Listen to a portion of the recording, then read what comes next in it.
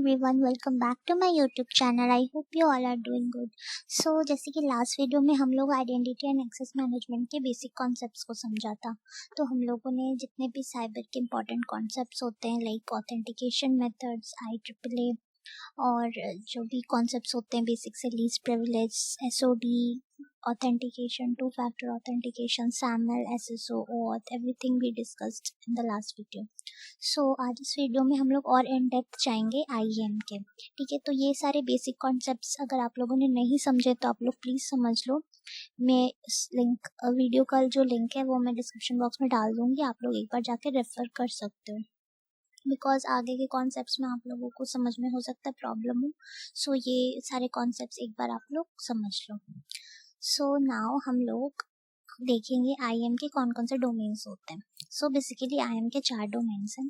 एक है IEEE, फिर है PIM which is privilege identity management, third है IGA identity governance and administration, now fourth है DGP data governance and protection. So ये चारों डोमेन्स है बेसिकली। तो IEEE हम लोगों ने डिस्कस कर लिया है एंड हम लोग डीप डाइव करेंगे IGA में। बेसिकली मैं अपने सारे वीडियोस में IGA पे ही फोकस करने वाली हूँ which is identity governance and administration. तो हम लोग उसी पे अब डिस्कस करेंगे। आगे जितने भी लेक्चर्स होंगे या जो भी टूल्स मैं बताऊंगी वो IGA से रिलेटेड बताऊंगी, जो भी कॉन्सेप्ट समझाऊंगी। सो ये चारों डोमेन्स होते हैं। आप लोग बाकी डोमेन्स भी पढ़ सकते हो बट मैं IGA कवर करने वाली हूँ, आइडेंटिटी गवर्नेंस एंड एडमिनिस्ट्रेशन। सो सबसे पहले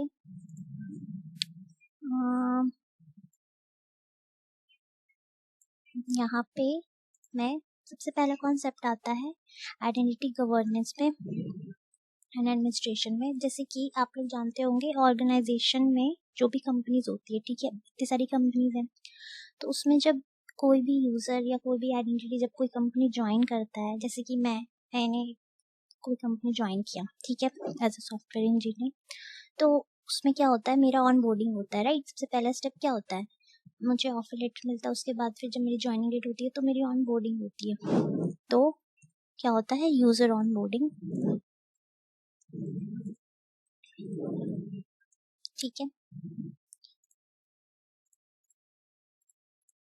इसमें यूज़र ऑन बोर्डिंग देखो, जैसे एम्प्लॉय है, जैसे मैं हूँ, मैंने ऑर्गेनाइजेशन ज्वाइन किया, तो उसके लिए क्या होता है, यूज़र ऑन बोर्डिंग में क्या क्या होता है, न्यू अकाउंट बनता है, यूज़र का अकाउंट बनता है, राइट। जैसे सपोज मैं कंपनी में काम कर रही हूँ xyz.com, ओके, तो मेरा अकाउंट बनेगा उस ऑर्गेनाइजेशन में, उस डोमेन में, राइट।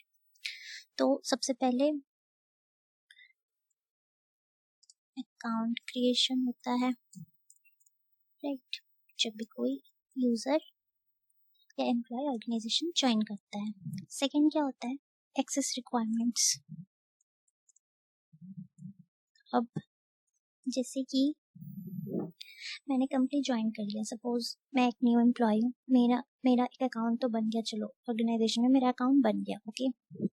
नाउ उसके बाद क्या होता है, कुछ एम्प्लॉयज जैसे ज्वाइन करते हैं, उन्हें एक्सेस चाहिए होता है, तो वो सब के लिए वो लोग रिक्वेस्ट करते हैं, तो वो बेसिकली अपने जो भी एक्सेस होने चाहिए, तो सपोज करो मुझे टीम्स का एक्सेस चाहिए, राइट, तो मैं वो तो बाय डिफॉल्ट मिल जाता है अगर मेरा अकाउंट बन गया, लेकिन सपोज मुझे चाहिए, मेरे पास नहीं है एक्सेस, या फिर किसी साइट का मेरे को एक्सेस चाहिए, किसी लिंक का एक्सेस चाहिए मुझे, या किसी वेबसाइट या किसी कंपनी के वेबसाइट का मुझे एक्सेस चाहिए, तो हम लोग उस एक्सेस के लिए रिक्वेस्ट करते हैं, तो उसको कहते हैं, तो एक्सेस रिक्वायरमेंट्स होते हैं, वो फुलफिल किया जाता है, ठीक है।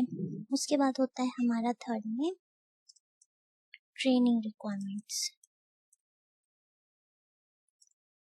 ये बेसिकली बेसिक से होता है जब यूजर्स ऑनबोर्ड करते हैं, तो ये सारी 3 चीजें होती है। सबसे पहले उनके अकाउंट का क्रिएट किया जाता है, एक्सेस के लिए वो लोग रिक्वेस्ट करते हैं, कुछ बेसिक एक्सेस दिए जाते हैं उन्हें इनिशियली, एंड देन उन्हें ट्रेनिंग किया जाता है। तो जो भी न्यू एम्प्लॉयज होते हैं ना, उन्हें सारी बेसिकली ट्रेनिंग्स दी जाती है, like not related to domain, वो तो लेटर पॉइंट ऑफ टाइम में दिए ही जाते हैं, but before that training requirements में समझाया जाता है लाइक कंपनी पॉलिसीज। आप लोग कभी भी IT इंडस्ट्री में काम किया होगा तो आप लोग को पता होगा, स्टार्टिंग में कुछ बेसिक से डॉक्यूमेंट्स दिए जाते हैं रीड थ्रू करने को, या कुछ कंपनीज कोर्सेज बनाती हैं, तो वो कोर्सेज मैंडेटरी होते हैं, लाइक 1 और 2 आवर्स के होते हैं, वो आपको गो थ्रू करना पड़ता है, वो आपको देखना पड़ता है। एंड कुछ तो एग्जाम्स भी रखते हैं कि उसको क्वालिफाई करो, उसको पास करो। तो बेसिकली सारी कंपनी की पॉलिसीज,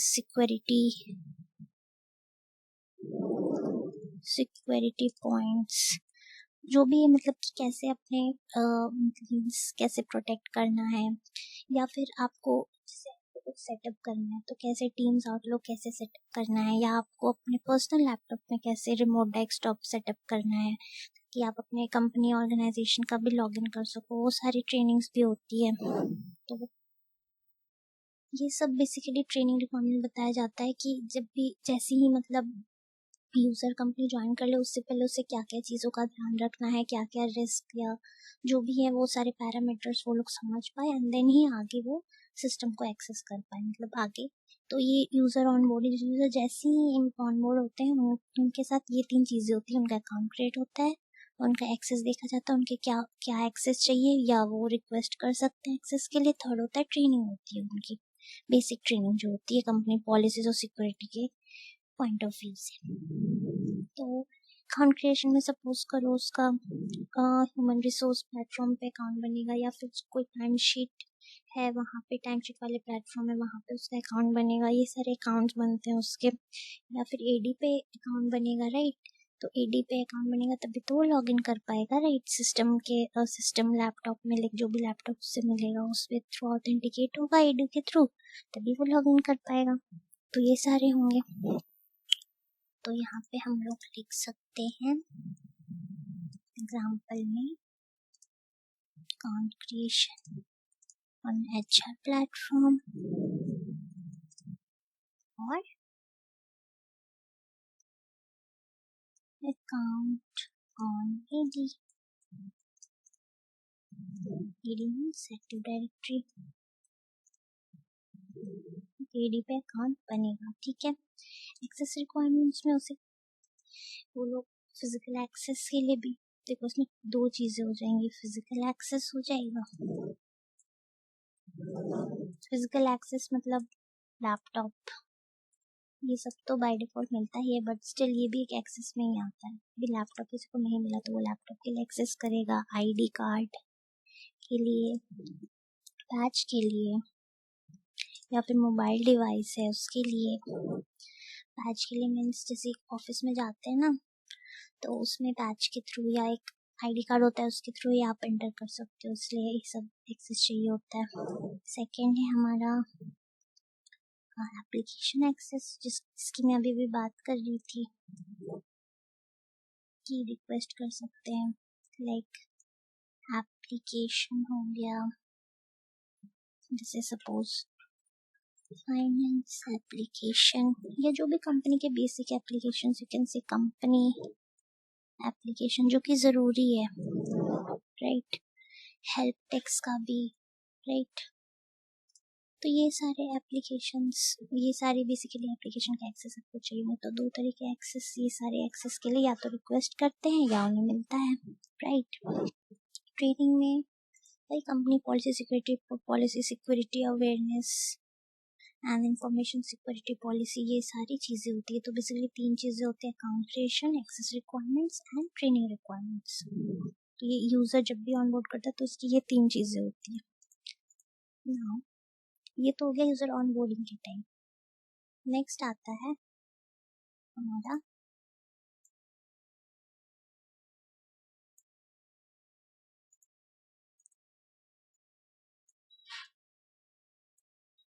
यूज़र टर्मिनेशन।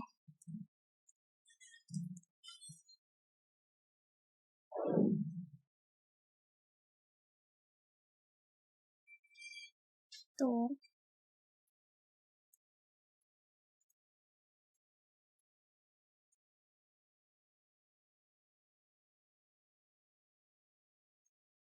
एक यूज़र टर्मिनेशन में क्या होता है, जब भी कोई यूज़र हो गया, एम्प्लॉय हो गया, कॉन्ट्रैक्टर हो गया, तो बेसिकली या तो एम्प्लॉय ज्वाइन करते हैं कंपनी में, यहाँ लिख देती हूँ ऑनबोर्डिंग में एम्प्लॉय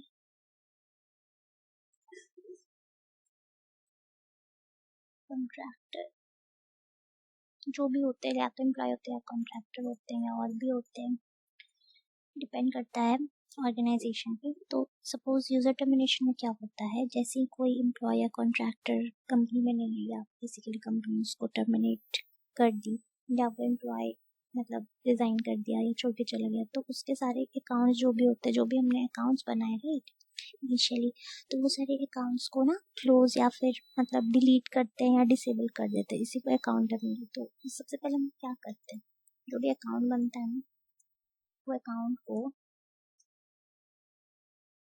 तो हम लोग बेसिकली अकाउंट टर्मिनेशन करते हैं। अकाउंट टर्मिनेशन मतलब हो जाता है अकाउंट डिलीट डिसेबल, डिलीट या डिसेबल कर देना। मतलब अब जब वो और एम्प्लॉय या कॉन्ट्रैक्टर जो भी है, मतलब वो यूजर या आइडेंटिटी है, सपोज मैंने कंपनी छोड़ दी या मतलब मैंने रिजाइन कर दिया या मैं टर्मिनेट हो गई, तो उस केस में क्या होगा, मेरा अकाउंट क्यों रहेगा राइट, तो उस अकाउंट को डिलीट कर दिया जाता है या फिर डिसेबल कर दिया जाता है। तो सबसे पहले तो यही होता है, और देन उसके अकाउंट को डिसेबल टर्मिनेट करने के बाद उसके बाद उससे बहुत सारे एक्सेस मिले राइट। ये हमने उन्हें क्या क्या दिया, उसे फिजिकल एक्सेस दिया, जैसे कि laptop, ID card, badge, mobile device, फिर एप्लीकेशन एक्सेस, सारे अपनी कंपनी के जितने भी एप्लीकेशन थे उन सबको एक्सेस करने का राइट दिया राइट। तो उन सारी चीज़ों राइट्स को ले लिया जाता है, ठीक है। तो हम इसमें क्या लिख सकते हैं, रिवोक एक्सेस, रिवोक और एक्सेस ऑफ यूजर और आइडेंटिटी। हम क्या करते हैं, जैसे ही ऑर्गेनाइजेशन छोड़ देता है एम्प्लॉय, तो उसके सारे एक्सेस को हम लोग रिमूव कर देते हैं या रिवोक कर देते हैं। क्यों, बिकॉज मान लो अगर किसी रिसोर्सेज के पास, किसी लाइक एम्प्लॉय के पास यानी कि रिसोर्सेज का एक्सेस होगा, तो वो ठीक नहीं होगा right. As a security point of view से सिक्योरिटी इश्यूज हो सकता है, क्योंकि वो कंपनी छोड़ चुका है तो वो कुछ भी कर सकता है, तो उसके पास स्टिल एक्सेस रहे। मीन्स आप खुद सोचो, अगर आप किसी यूजर ने कंपनी छोड़ दिया, उसके पास स्टिल अभी भी उस कंपनी का लैपटॉप है, या स्टिल वो अभी भी कंपनी के एप्लीकेशंस को एक्सेस कर पा रहा है, तो this is not good from the security point of view. कोई भी ब्रीच हो सकता है, कोई भी फ्रॉड या रिस्क कर सकता है, वो एम्प्लॉय या कुछ भी हो सकता है राइट। सो इसलिए हमें उसके अकाउंट को सबसे पहले डिलीट करते, फिर उसके सारे एक्सेस को रिवोक कर देते। एंड एक्सेस में इंक्लूड होता है लाइक सारे physical access and you know application access as well। and after termination एक और चीज होती है, वो है उसके सारे एसेट्स ले लेना, जैसे कि मैंने बोला जो भी है। सो बेसिकली यू कैन से I can write asset collection. तो इसमें तो मैंने क्या क्या, अकाउंट टर्मिनेशन हो गया, रिवोक ऑल एक्सेस, इसमें access revocation,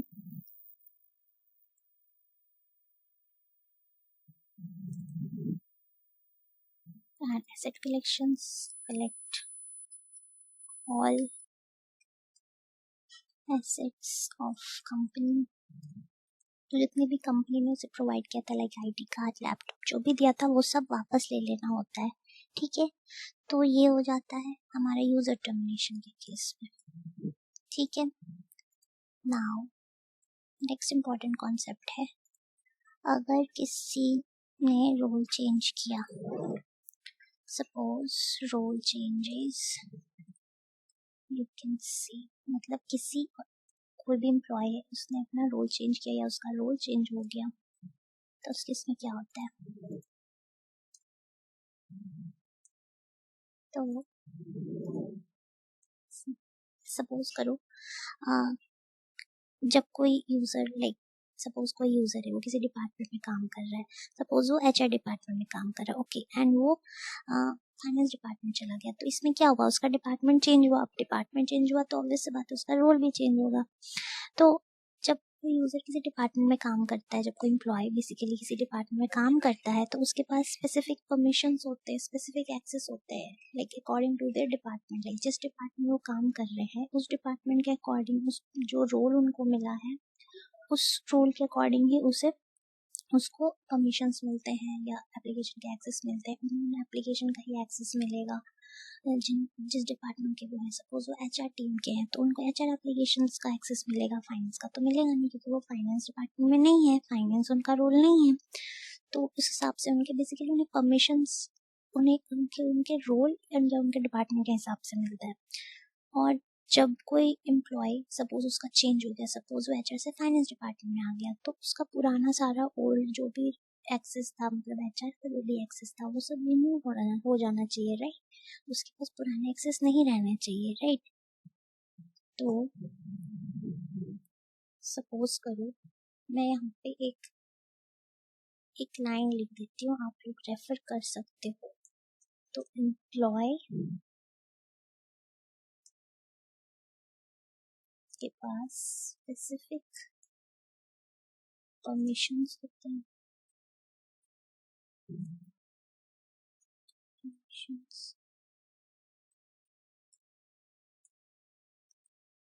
specific permission and access according to their role, ठीक है। Employee has specific permission according to उसको मैं यहाँ पे लिखती हूँ, Employee has specific permissions access to their role, ठीक है। किसी डिपार्टमेंट में काम करते तो उन्हें उनके रोल के हिसाब से ही परमिशंस मिलता है, ओके। सपोज करो मैं एक एग्जांपल लेती हूँ, एग्जांपल में सपोज जॉन है एक एम्प्लॉय, ओके। जॉन एम्प्लॉय है एंड वो फाइनेंस डिपार्टमेंट में काम करता है, ठीक है। फाइनेंस डिपार्टमेंट का है, ठीक है। एंड उसके पास सारे फाइनेंशियल डेटा का एक्सेस होगा, obviously access to financial data, right. And but क्या होता है, आई कैन से उसका डिपार्टमेंट नाउ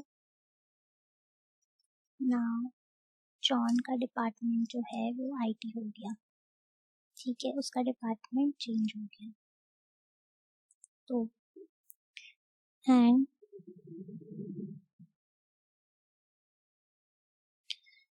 आईटी डिपार्टमेंट में आ गया तो उसके पास क्या होना चाहिए, आइडियली क्या होना चाहिए, उसके पास सारे फाइनेंशियल डेटा के जो एक्सेस है वो रिवोक हो जाना चाहिए। जो भी फाइनेंशियल एप्लीकेशन से डेटा का उसके पास एक्सेस है वो सब रिवोक हो जाना चाहिए, राइट। उसके पास लेकिन जब तक हम लोग उसके परमिशंस को रिवोक नहीं कर देते, जब तक हटा नहीं देते, तब तक उसके पास तो रहेगा, राइट। तो उन सारे परमिशंस को भी रिमूव करना पड़ता है। So remove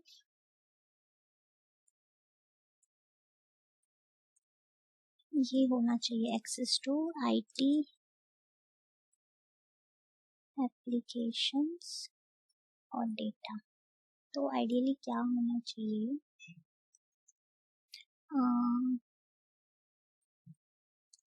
John's previous access to financial should be revoked।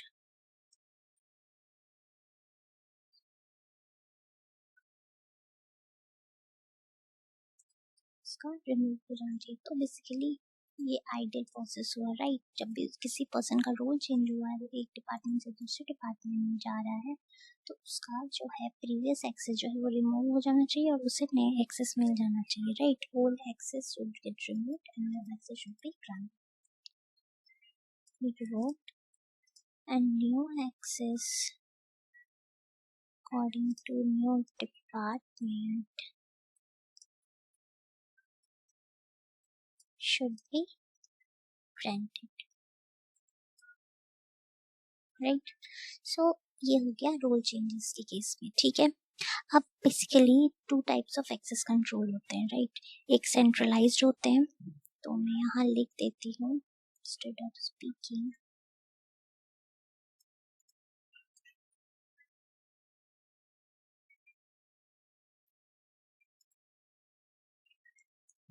Access controls, या आप कह सकते हो RBAC, role based access controls.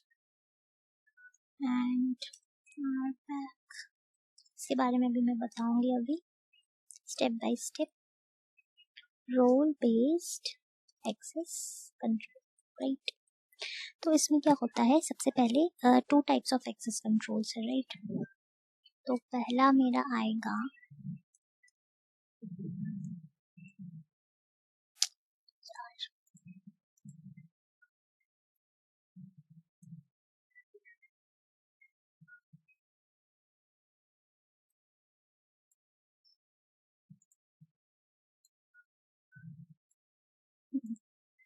तो रोल बेस्ड एक्सेस कंट्रोल में सबसे पहले आता है centralised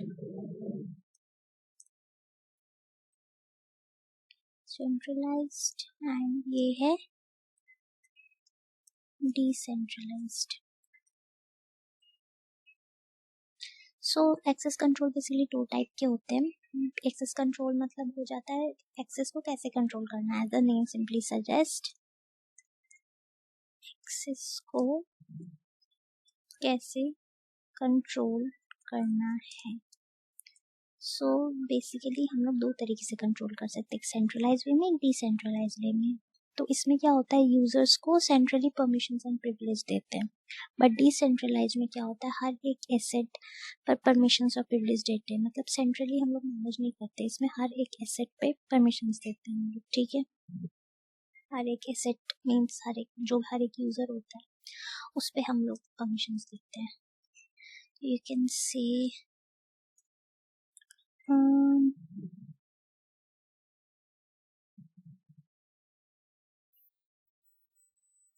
permissions and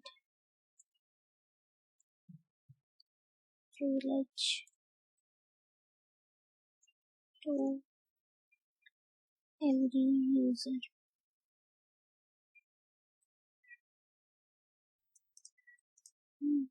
Asset not centrally, और इसमें सेंट्रलाइज्ड में हम लोग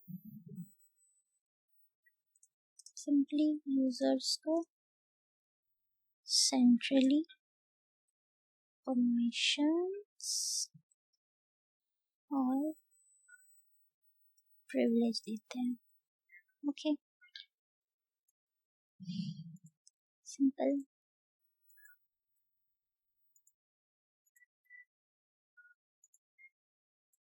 नाउ ये हो गया हमारा एक्सेस कंट्रोल का मतलब, मीन्स कंट्रोल एक्सेस को हम लोग 2 तरीके से कंट्रोल करते हैं, एक सेंट्रलाइज वे में मीन्स यूजर्स को सेंट्रली एक साथ परमिशंस या प्रिविलेज देते हैं, डिसेंट्रलाइज में हर एक यूजर को मीन्स हर एक एसेट पे हम लोग परमिशन डालते हैं, ठीक है।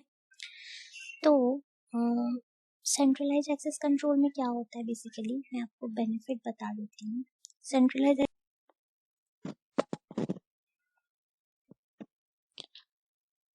सो बेसिकली जो सेंट्रलाइज्ड एक्सेस कंट्रोल होता है, इसको मॉनिटर और कंट्रोल करना इजी होता है, पर इम्प्लीमेंट करना और मेंटेन करना डिफ़िकल्ट होता है। बट डिसेंट्रलाइज्ड में क्या होता है, इसमें इस एक्सेस कंट्रोल को इम्प्लीमेंट करना तो इजी होता है, बट मॉनिटर करना डिफ़िकल्ट होता है। सो सेंट्रलाइज्ड में क्या होता है, you can say easy to monitor,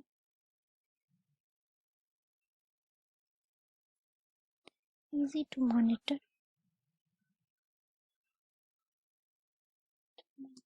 control.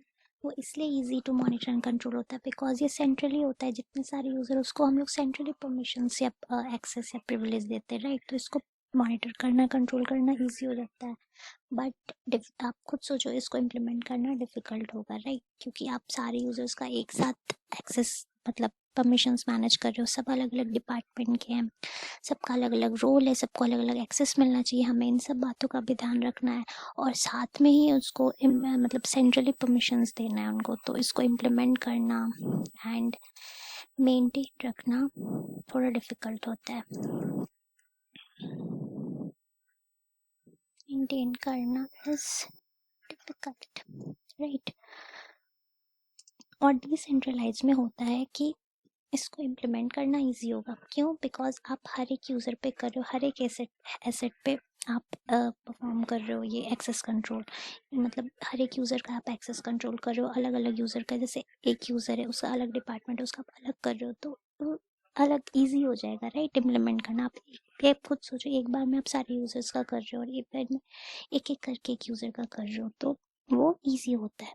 But इसको मॉनिटर करना डिफ़िकल्ट होता है, बिकॉज आप हर यूज़र का अब आपको मॉनिटर करना पड़ेगा। आप एक यूज़र को, ऐसा नहीं कि आप एक यूज़र पे इम्प्लीमेंट किए सिर्फ आप एक यूज़र को देख रहे हो, नहीं, आपको अपने ऑर्गेनाइजेशन के सारे यूज़र को देखना है राइट, उसका एक्सेस कंट्रोल करना है राइट, तो उसको मॉनिटर करना डिफ़िकल्ट होता है। तो यू कैन से easy to implement but difficult to monitor और कंट्रोल राइट। तो इसको मॉनिटर करना थोड़ा डिफिकल्ट हो जाएगा, बिकॉज इतने सारे यूजर्स का एक्सेस देखना अलग अलग, तो वो थोड़ा डिफिकल्ट हो सकता है, बट हाँ ये इम्प्लीमेंट करना इजी होता है। तो ये हो गया मेरा access control and back means role based access control, ये हो गया। नेक्स्ट आते हैं हमारे रोल बेस्ड एक्सेस कंट्रोल। ये तो हमारा एक्सेस कंट्रोल हो गया। अब रोल बेस्ड एक्सेस कंट्रोल क्या है मैं यहीं पे एक्सप्लेन कर देती हूँ। आगे हम लोग ये, अभी मैं सारे का सिर्फ बेसिक कॉन्सेप्ट्स बता रही हूँ, आगे हम लोग डीपली समझेंगे जब हम लोग एक पर्टिकुलर टूल पे वर्क करेंगे राइट। अभी तो मैं सिर्फ एक बेसिक कॉन्सेप्ट्स बता रही हूँ कि IMIG क्या होता है, क्योंकि उसमें के एक बेसिक कॉन्सेप्ट्स आपको जानना थोड़ा ज़रूरी है, नहीं तो आप आगे जब टूल पे काम करोगे तो आपको बहुत सारी चीज़ें नहीं समझ आएगी कि क्या हो रहा है, हम लोग क्यों कर रहे हैं। तो इसलिए मैं सारे कॉन्सेप्ट्स एक बार गो थ्रू करा रही हूँ। तो role based access control basically क्या है, इसमें जो भी रोल्स होते सारे यूज़र और एम्प्लॉय का रोल होता है, ये तो आपको पता ही है। हर ऑर्गेनाइजेशन में हर एम्प्लॉय को उसके डिपार्टमेंट, जो जिस डिपार्टमेंट वो काम कर रहा है, सपोज मैं साइबर में काम कर रही हूँ तो मैं साइबर डिपार्टमेंट में हूँ, तो उस हिसाब से मेरे डोमेन के हिसाब से मुझे रोल मिला सिक्योरिटी। तो सारे यूज़र एम्प्लॉय का रोल होता है, उनके रोल के अकॉर्डिंग ही उन्हें परमिशन से प्रिविलेज मिलते हैं एप्लीकेशंस के। तो रोल्स को ही परमिशंस मिलते हैं basically, not to the users right. तो ये होता है रोल बेस्ड एक्सेस कंट्रोल का मतलब। हम लोग, मैं यहाँ पे ही इसको कॉपी करके, copy paste, access is given to roles not to users। तो हम लोग हर एक यूजर्स पे नहीं करते राइट, सेंट्रलाइज्ड। तो बेसिकली ये सेंट्रलाइज्ड एक्सेस कंट्रोल मैकेनिज्म है। तो इसमें हम लोग क्या करें, हम लोग हर एक यूजर पे हम लोग एक्सेस नहीं दे रहे, हम लोग रोल को ही एक्सेस दे रहे हैं। तो जो, जैसे कि हम लोग एक डिपार्टमेंट में, ठीक है, तो उस डिपार्टमेंट में है, तो उस डिपार्टमेंट, सपोज मैं HR डिपार्टमेंट में, ओके, तो HR डिपार्टमेंट के अकॉर्डिंग जो जो रोल होगा उस, तो वो रोल मिल जाएगा उस यूज़र को, जो यूज़र्स उस डिपार्टमेंट में होंगे। तो बेसिकली यहाँ पे जो भी हम लोग एक्सेस दे रहे हैं वो एक्सेस डायरेक्टली हम लोग रोल को दे रहे हैं, यूज़र्स को नहीं दे रहे हैं। तो रोल के अकॉर्डिंग ही, सो मैं यहाँ लिख देती हूँ, permissions are given according to the roles only right। तो permissions according to the role ही मिलते हैं। तो हम लोग ये, आप लोग ध्यान रखना, रोल बेस्ड एक्सेस कंट्रोल का मतलब यही है, बेसिकली ये सेंट्रली एक्सेस कंट्रोल करता है, ठीक है। तो यूजर्स को रोल नहीं मिलते हैं, हम लोग एक्सेस जो है, यूज एक्सेस जो परमिशंस होते हैं वो हम लोग रोल को देते हैं, नॉट टू द यूजर्स। ये आप लोग ध्यान रखना, ये होता है रोल बेस्ड एक्सेस कंट्रोल का मतलब, ठीक है। तो ये हो गया एक कॉन्सेप्ट। नेक्स्ट इम्पॉर्टेंट कॉन्सेप्ट है, next important concept is access validation and certification right।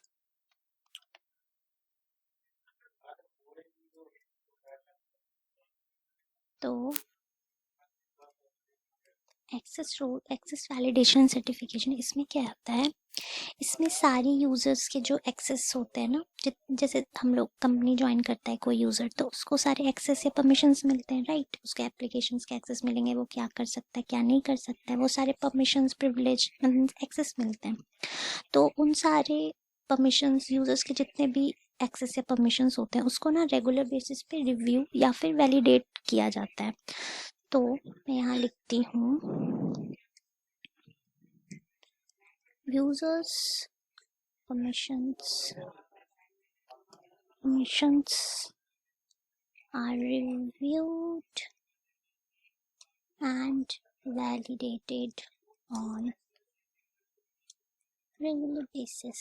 तो रेगुलर बेसिस पे यूजर्स के जितने भी परमिशंस होते हैं उसको वैलिडेट किया जाता है, मीन्स देखा जाता है कि उसे क्या क्या परमिशंस मिला है एक्सेस करने के लिए, क्या एक्सेस कर सकता है क्या नहीं कर सकता है। तो बेसिकली उसके एक्सेस को ना वैलिडेट किया जाता है कि वो जो उनके पास अभी जब उसको यूज़र है तो वो जो उसके पास एक्सेस है वो सही है कि नहीं, वो क्या क्या परमिशंस अभी क्या क्या एक्सेस कर सकता है, क्या क्या एप्लीकेशन एक्सेस कर सकता है, क्या क्या परमिशंस अभी उसके पास होने चाहिए, क्या क्या परमिशन उसके पास नहीं होने चाहिए। तो उसके अकॉर्डिंगली हम लोग एक्शन भी लेते हैं। तो होता क्या है, मान लो कोई एम्प्लॉय है, वो एचआर डिपार्टमेंट में है, उसके पास एचआर डिपार्टमेंट का एक्सेस तो है, पर मान लो वो चेंज हो गया, फाइनेंस डिपार्टमेंट में चला गया, तो अब उसके पास एचआर डिपार्टमेंट का कोई भी एप्लीकेशन का एक्सेस नहीं होना चाहिए, राइट। तो उसको चेंज हो जाना चाहिए, राइट, या वो रिवोक हो जाना चाहिए उसका पुराना एक्सेस। तो ये सब हम लोग एक्सेस वैलिडेशन एंड सर्टिफिकेशन में चेक करते हैं, उसमें वैलिडेट करते हैं कि जो अभी यूजर है उसके according to the roles and responsibility उसके पास है। तो ये भी हम लोग लिख सकते हैं, we check users has permissions or access according to their roles, right, according to their roles ना चाहिए। क्यों? क्योंकि बिकॉज देखो एक ऑर्गेनाइजेशन में ये होता है कि everyone has right access to the right things. किसी के पास मतलब जो इस डिपार्टमेंट का वो नहीं है, जो जिस चीज़ का एक्सेस उसको नहीं होना चाहिए, अगर वो भी उसके साथ पास है तो ये एक इशू हो सकता है, ये एक ब्रीच हो सकता है, कोई फ्रॉड हो सकता है, कोई मालिशियस एक्टिविटी हो सकता है। इसलिए ये कॉन्सेप्ट होता है, everyone has right access to right things at right time, ठीक है, ये होता है।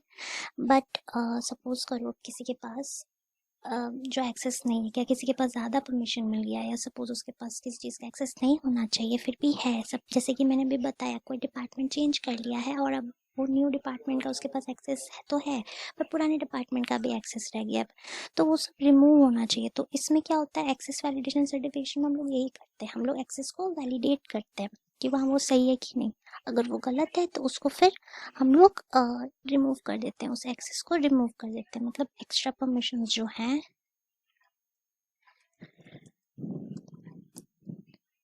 तो unnecessary permissions are revoked, unnecessary permissions को रिवोक कर दिया जाता है, ठीक है। तो एक्सेस वैलिडेशन में इसमें होता क्या है, बेसिकली जो सिस्टम ओनर होते हैं या डेटा ओनर होते हैं, तो यूज़र को जो भी एक्सेस मिला है उसको रिव्यू एंड वैलिडेट करते हैं, मतलब चेक करते हैं सही है कि नहीं, and then certify. Access certification में भाई पहले वैलिडेट करते हैं सही है कि नहीं, उसके बाद फिर सर्टिफाई करते हैं। तो उस हिसाब से उसको सर्टिफाई करना मीन्स उसको उस हिसाब से एडजस्ट करना, मतलब किसी का एक्सेस अगर ज़्यादा है तो उसको रिवोक कर देना, पुराने एक्सेस हटा देना, नया एक्सेस दे देना, बेसिकली अपडेट करना एक्सेस को या एडजस्ट करना यू कैन से। तो जो और ताकि जो लास्ट में सर्टिफाई हो सके, मतलब जो भी एक्सेस मिला है वो करेक्ट है। तो you can say system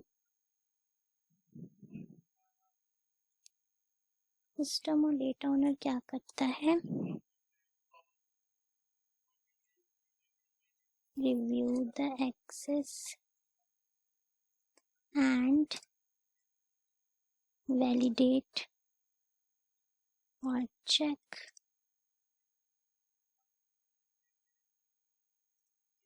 whether it's correct or not, and then update, adjust या फिर confirm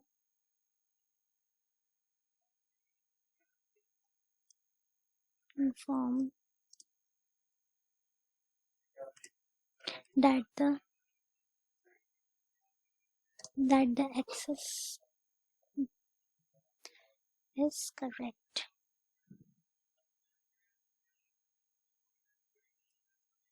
That access is,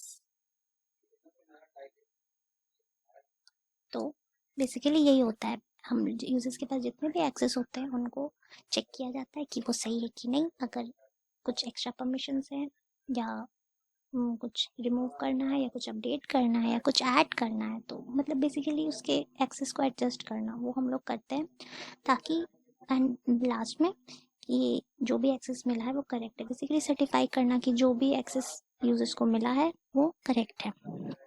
तो बेसिकली ये एक्सेस वैलिडेशन एंड सर्टिफिकेशन क्या है, ये एक ऑन गोइंग प्रोसेस है।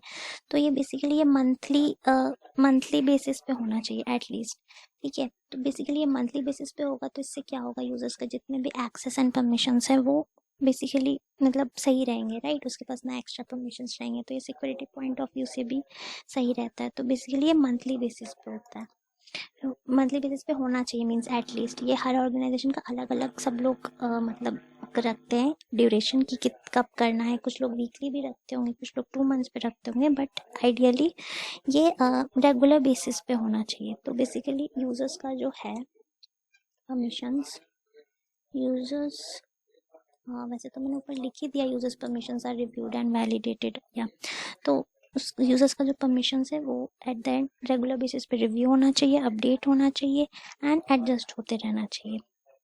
तो ये होता है बेसिकली एक्सेस वैलिडेशन का मतलब। तो ये एक इम्पॉर्टेंट कॉन्सेप्ट है हमारा आईजीए में।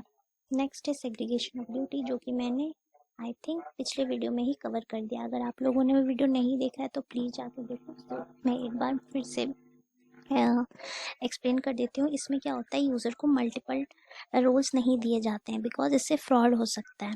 तो बेसिकली कॉम्बिनेशन ऑफ रोल्स हम लोग प्रिवेंट करते हैं। लाइक एक एग्जांपल लेते हैं, सपोज मैंने कोई सर्टिफिकेशन किया, राइट, एंड उसका इनवॉइस मैंने रिम्बर्समेंट के लिए मैंने एक पोर्टल पे डाला, उसका इनवॉइस डाला एंड मैं खुद ही वो अप्रूव कर दी एंड मेरे को पेमेंट भी आ गया। तो इसमें हो क्या रहा है, मैं खुद ही बिल डाल रही हूँ, खुद ही अप्रूव कर रही हूँ उस बिल को, मुझे रिम्बर्समेंट भी आ गया। तो इसमें क्या हो रहा है, इसमें तो ऐसे तो क्या होगा कि कोई भी मतलब फेक बिल भी डाल देगा, फेक इनवॉइस डाल देगा एंड उसे रिइंबर्समेंट आ जाएगा। तो ये नहीं होना चाहिए। अगर मैं इनवॉइस अपलोड की हूँ तो मेरे मैनेजर या मीन्स कोई एचआर टीम के लोग मेरा अपडेट कर सकते हैं या फिर मतलब कंफर्म कर सकते हैं, अप्रूव कर सकते हैं एंड देन ही मेरा रिइंबर्समेंट हो। तो इसमें यही है सेग्रीगेशन ऑफ ड्यूटी। सो एक यूज़र मल्टीपल टास्क नहीं कर सकता, यही है। तो बेसिकली अगर कर रहा है कोई, तो ये एसओडी प्रिंसिपल के अगेंस्ट है। तो ये एसओडी प्रिंसिपल बेसिकली हम लोग ऑर्गेनाइजेशन के लिए सेटअप करते हैं, उस पॉलिसी के अकॉर्डिंग ही फिर डिसीजन लिया जाता है कि किसको क्या रोल मिलेगा, कब क्या करना है। तो ये basically separation of duty configure किया जाता है। सो ये हो गया। नेक्स्ट कॉन्सेप्ट अब हम लोग देख सकते हैं वो होगा, next concept we can say is audit and reporting.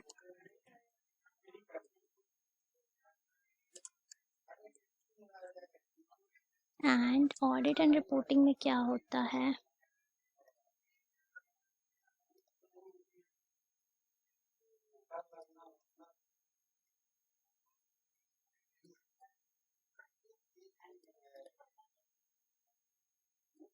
Audit and reporting में क्या होता है, ऑल जितने भी एक्सेस रिक्वेस्ट होते हैं, अपडेट एक्टिविटीज़ होती है, उसको लॉग किया जाता है। तो हम लोग ऑडिटिंग एंड रिपोर्टिंग बहुत ज़रूरी होता है। या तो देखो, अलर्टिंग एंड रिपोर्टिंग में क्या होता है, हम लोग रिपोर्ट जनरेट कर सकते हैं, जो भी यूज़र एक्सेस मतलब इनवैलिड यूज़र एक्सेस है या रिस्क एक्सेस है उसको रिपोर्ट कर सकते हैं, या फिर अलर्ट जनरेट कर सकते हैं। साथ में हम लोग रिपोर्ट भी बना सकते हैं फॉर ऑडिट पर्पस।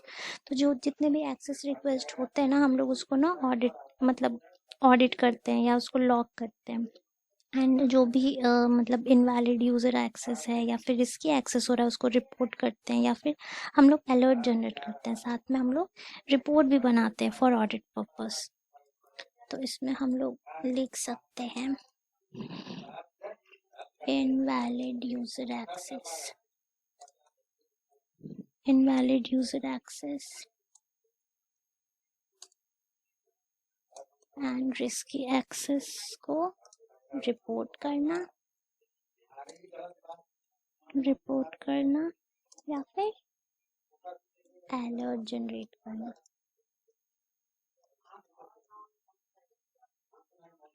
एंड साथ में report can also be generated.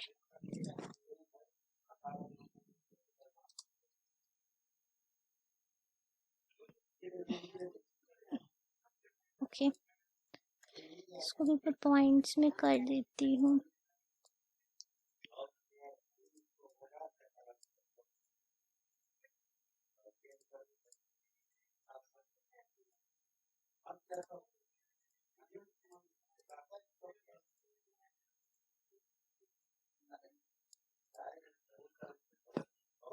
ठीक है, ये हो गया ऑडिटिंग एंड रिपोर्टिंग में।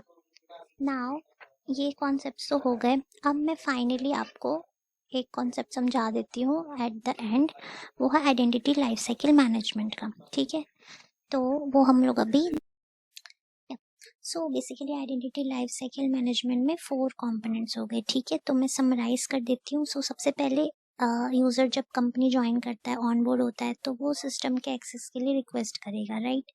उसका सारे ऑथ सोर्सेज पे आइडेंटिटी बनेगा। ठीक है, लाइक एचआर सिस्टम बेसिकली उसका अकाउंट बनता है, एंड देन जो एप्लीकेशन के लिए वो रिक्वेस्ट करना चाहता है वो रिक्वेस्ट भी कर सकता है। बेसिकली यूज़र जो है वो एक्सेस मांगता है कि मुझे यहाँ, अब वो आया ऑर्गेनाइजेशन में, उसकी ऑनबोर्डिंग हुई है, तो फर्स्ट स्टेप ऑफ प्रोसेस यही होगा ना, उसका अकाउंट क्रिएट होगा सारे एचआर प्लेटफॉर्म पे, फिर वो एक्सेस के लिए रिक्वेस्ट करेगा, जैसे कि मैंने यहाँ पे आपको बताया। तो रिक्वेस्ट सिस्टम एक्सेस। सेकंड में प्रोविजन एक्सेस। इसमें क्या होता है, यूज़र अकाउंट सेटअप होता है, मतलब उसको एक्सेस दिया जाता है। ठीक है, जो भी परमिशंस उसे चाहिए, उसका जो भी रोल है। ठीक है, जब वो जो एचआर है, एचआर रोल है, तो उसके डिपार्टमेंट के अकॉर्डिंग उसे रोल मिल गया। अब रोल के अकॉर्डिंग उसे परमिशंस मिलते हैं, मतलब जो भी एक्सेस, जो भी एप्लीकेशंस का उसको एक्सेस चाहिए होगा उसका मिलेगा, उसके अकॉर्डिंग उसका एप्लीकेशन पे अकाउंट बनेगा, एक्सेस दिया जाएगा। एंड वो ऑथराइज्ड यूज़र है, ऑथराइज्ड एम्प्लॉय है, तो उसके एक्सेस रिक्वेस्ट को अप्रूव किया जाएगा, मतलब जो जो एक्सेस के लिए वो रिक्वेस्ट किया उसको अप्रूव किया जाता है। या फिर अगर वो नहीं है तो उसको रिवोक मतलब रिमूव किया जाता है, या मतलब डिक्लाइन भी कर सकते हैं हम लोग, डिनाई कर सकते हैं, या फिर अपडेट भी करते हैं। तो प्रोविजन एक्सेस का मतलब यही होता है, हम या तो हम लोग उसको अप्रूव करें, मतलब या अपडेट करें, या फिर उसको रिवोक करें, मतलब उसके एक्सेस को हम लोग अपडेट करना के कह सकते हो आप। तो आगे हम लोग इसके बारे में और समझेंगे जब हम लोग पर्टिकुलरली टूल पे काम करेंगे, तो इसको और अच्छी से डीपली समझेंगे कि प्रोविजनिंग क्या होता है, कैसे करते हैं। ठीक है, थर्ड होता है मेंटेन एंड कंट्रोल एक्सेस। तो ये हो गया हमारा क्या, सर्टिफिकेशन वाले पार्ट में हो गया, एज द नेम सजेस्ट। इसमें जो भी यूजर्स को रिसोर्सेज दिए जाएं, एक्सेस मिलनी चाहिए, वो मतलब वो सब देखा जाता है, मतलब रूल के अकॉर्डिंग उसको एक्सेस मिलना चाहिए, राइट। तो उसके एक्सेस को कंट्रोल करना, मेंटेन करना, अगर उसके पास एक्स्ट्रा एक्सेस है तो उसको रिवोक करना, मतलब हटा लेना, एंड अगर उसके पास कोई एक्सेस नहीं है तो उसको देना, मतलब उसके उसके रोल्स एंड रिस्पॉन्सिबिलिटी के अकॉर्डिंग ही यूजर को एक्सेस मिलना चाहिए। ये सब मतलब हम लोग देखते हैं, मेंटेन करते हैं। ठीक है, तो बेसिकली एडजस्ट किया जाता है, एंड उसके मतलब उसके एक्सेस को ट्रांसफर करना, तो बेसिकली वही मेंटेन करते हैं हम लोग, उसके यूज़र के एक्सेस को कंट्रोल करते हैं। लास्ट है टर्मिनेट एक्सेस। तो ये वही है, यूज़र टर्मिनेशन का पार्ट है। तो जैसे ही यूज़र टर्मिनेट हो जाता है या एम्प्लॉय जो है मतलब कंपनी छोड़ के चला जाता है, तो उसके सारे एक्सेस को क्या किया जाता है, ले लिया जाता है। ठीक है, मतलब अगर जिसका अकाउंट जो भी क्रिएट हुआ एप्लीकेशंस पे, उन सबको डिलीट कर दिया जाता है या उनको डिसेबल कर दिया जाता है। ठीक है, और उससे सारे एक्सेस ले लिए जाते हैं, मतलब सारे एक्सेस रिवोक कर लेते हैं, एंड जितने भी परमिशंस थे वो, and then at the end सारे एसेट भी कलेक्ट कर लेते हैं। तो ये होता है बेसिकली, ये 4 स्टेप है। तो मैंने ब्रीफली भी एक्सप्लेन किया है, एंड इन द शॉर्ट आप लोग ये याद रख सकते हो, ये 4 step identity life cycle management का, इसी को हम लोग कैसे मैनेज करते हैं अपने ऑर्गेनाइजेशन में, वो एक कुछ टूल्स के थ्रू करते हैं। ठीक है, बहुत सारे टूल्स हैं, IEM टूल्स अवेलेबल हैं, IGA टूल्स अवेलेबल है मार्केट में। तो हम लोग नेक्स्ट वीडियो में वो कोई टूल समझने का ट्राई करेंगे। ठीक है, तो आज के लिए बस इतना ही। So I hope you like this video. So previous video में हम लोग आइडेंटिटी एंड एक्सेस मैनेजमेंट को समझे, इस वीडियो में हम लोग IGA के पूरे प्रोसेस को समझने का ट्राई किया। नेक्स्ट वीडियो में हम लोग और डीपली समझेंगे, प्रैक्टिकल इम्प्लीमेंटेशन भी समझेंगे, कॉन्सेप्ट्स भी समझेंगे। So if you like this video, don't forget to like, share and subscribe. Bye everyone.